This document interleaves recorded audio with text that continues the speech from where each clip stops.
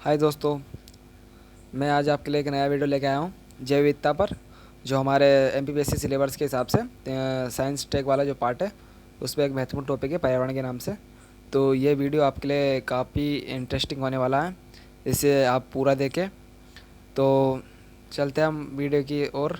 इससे पहले आप हमारे चैनल को सब्सक्राइब करें एंड लाइक करें एंड बेल आइकन पर भी क्लिक करें, जिससे कि हमारी जो आने वाली वीडियो है वो आपको उसका नोटिफिकेशन आपको मिल सके। तो चलते हैं अपने टॉपिक पर।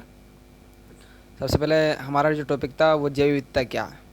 तो जैव विविधता क्या है कि जैव विविधता का आशय है कि किसी स्थान विशेष पर पाए जाने वाली निश्चित क्या मतलब एक जीवों और जो पादप हैं उनकी संख्या को ही जैव विविधता कहा जाता है ना। तो यह इसकी परिभाषा जो प्रति सम्मेलन हुआ था, तो उसमें एक प्रमुख कन्वेंशन आयोजित किया गया था, सीबीडी अपनाया गया था, सीबीडी। उसमें जैव विविधता की परिभाषा दी गई थी कि जैव विविधता विविधता से तात्पर्य है पृथ्वी पर पाए जाने वाले जीवों की विविधता से है ना। साधारण शब्दों में बात करें तो जैव विविधता का अर्थ है किसी निश्चित भौगोलिक क्षेत्र में पाए जाने वाले जीवों एवं वनस्पतियों की संख्या से है। जैव विविधता में एक प्रजाति के अंदर पाए जाने वाली विविधता, विभिन्न जातियों के मध्य पाए जाने वाली विविधता और पारिस्थितिक विविधता को सम्मिलित किया जाता है। तो ये जैव विविधता हो गया कि किसी एक निश्चित क्षेत्र होता है, उस पर जीवों और वनस्पतियों की संख्या स्थित होती है, उसके कुल योग को जैव विविधता कहते हैं। इसमें एक जाति एक प्रजाति होती है, एक प्रजाति के अंदर पाई जाने वाली विविधता शामिल होती है और विभिन्न जातियों के मध्य पाई जाने वाली विविधता शामिल होती है, और एक पूरा पारिस्थितिक तंत्र है, उसमें पाई जाने वाली विविधता शामिल शामिल होती है। तो आइए देखते हैं हम जैव विविधता शब्द का जो सर्वप्रथम प्रयोग किया था वो E.N. नोट्स के द्वारा किया गया था 1980 में, और व्यापक रूप से इसका जो प्रयोग किया था वो 1985 में वाल्टर जी रोजन के द्वारा किया गया था। और तो ये हमारा जैव विविधता का अर्थ हो गया। तो अब देखेंगे हम जैव विविधता के प्रकार। तो जैव विविधता के जैसे कि मैंने परिभाषा में लिखा हुआ था कि जैव विविधता तीन प्रकार की होती है। एक तो प्रजाति में पाई जाने वाली विविधता, जिसे हम अनुवांशिक विविधता कहते हैं, है ना। और दूसरी देखी थी हमने विभिन्न जातियों में पाई जाने वाली विविधता, है ना, जिसे हम प्रजातीय विविधता कहते हैं।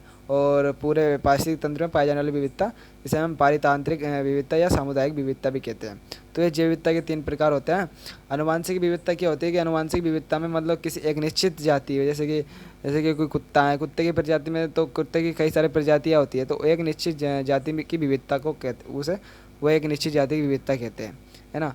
तो इसमें क्या होता है कि अनुवांशिक विविधता का आशय किसी निश्चित समुदाय में ही एक प्रजाति के जीवों में जीन में परिवर्तन के कारण भिन्न भिन्न प्रकार के जीवों की उत्पत्ति से है। जैसे उदाहरण है जीन के परिवर्तन के कारण कुत्ते की विभिन्न प्रजाति नस्लें, जैसे कि जर्मन शेफर्ड, पमेरियन, है ना। तो ये आनुवांशिक विविधता जैव विविधता का क्या आशय है कि मतलब एक ही जाति में जीन परिवर्तन के कारण पाए जाने वाली विविधता को आनुवांशिक विविधता कहते हैं। दूसरी विविधता आती है प्रजाति विविधता।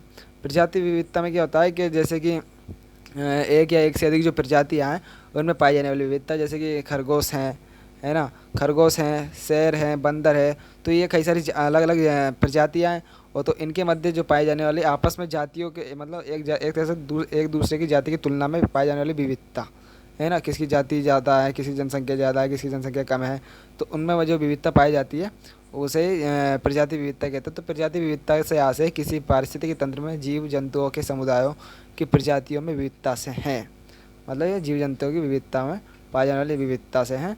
जैसे कि उदाहरण में देख लेंगे अब एक निश्चित पारिस्थितिक तंत्र में प्रजातियों, जैसे खरगोश की प्रजाति है, गधे की प्रजाति है, खच्चर गधे की प्रजाति है, तो इन्हें ही प्रजाति विविधता कहते हैं। मतलब अलग अलग जातियों की अलग अलग विविधता को प्रजाति विविधता कहते हैं। पारितांत्रिक या सामुदायिक विविधता। पारितांत्रिक या सामुदायिक विविधता मतलब एक समुदाय के जीव जंतुओं एवं और वनस्पतियों तथा दूसरे समुदाय के जीव जंतुओं एवं वनस्पतियों के बीच पाए जाने वाली विविधता को सामुदायिक विविधता या पारितांत्रिक विविधता कहते हैं। तो इसमें एक पूरा समुदाय लिया जाता है, जैसे कि पक्षियों का अलग समूह हो गया, है ना, और एनिमल्स का अलग समूह हो गया, है ना, और मत्स्य वर्ग का अलग समूह हो गया। तो इसमें एक पूरा समुदाय लिया जाता है। तो उस समुदाय के मध्य पाए जाने वाले विविधता को पारितांत्रिक या सामुदायिक विविधता कहते हैं। तो ये हमारे जैव विविधता के तीनों प्रकार हो गए, आनुवंशिक विविधता, प्रजाति विविधता और पारितांत्रिक या सामुदायिक विविधता। अब देखेंगे हम जैव विविधता के मापन क्या है। तो जैव विविधता के साधारण जो मापन होता है उन्हें कहते हैं अल्फा बीटा गामा कहते हैं। अल्फा बीटा गामा कहते हैं। इसमें क्या होता है कि जैव विविधता के मापन से आशय प्रजातियों की संख्या तथा उनकी समृद्धि में आकलन से हैं।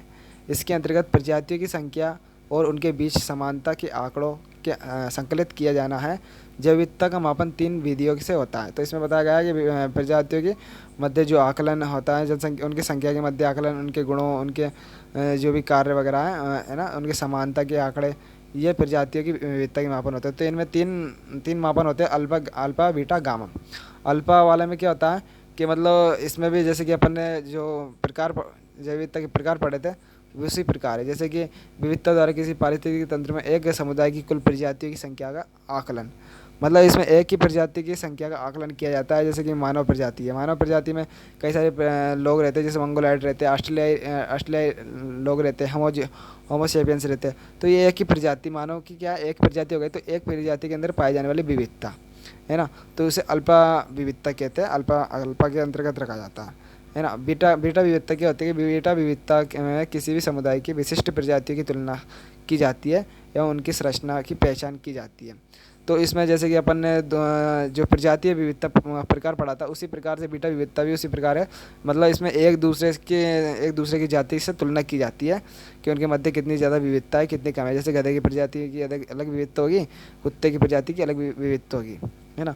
उसी प्रकार तीसरा जो मापन है इसका अल्फा बीटा गामा विविधता है ना। तो गामा विविधता में क्या होता है कि जो अल्फा और बीटा की जो विविधता होती है उनको योग कर लिया जाता है, तो उससे जो प्राप्त होता है उसे गामा विविधता कहते हैं।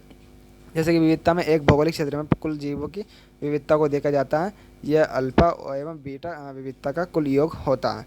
तो ऐसे में यह हमारा एक महत्वपूर्ण टॉपिक हो चुका है। तो जैसे कि इसका सूत्र भी दे रखा है गामा का, जैसे गामा विविधता बराबर अल्फा प्लस बीटा विविधता। तो इनके अंतर्गत क्या होता है कि जो गामा विविधता होती है उसमें अंतःक्रियाओं का पता लगता है, जो भी प्रजाति जाति वगैरह है तो उसमें अंतःक्रियाओं का पता लगता है। तो ये अगर आपको ये टॉपिक अच्छा लगा तो लाइक करें, शेयर करें, सब्सक्राइब करें और हमें सपोर्ट करें, जिससे कि हम आगे भी वीडियो बनाते रहें।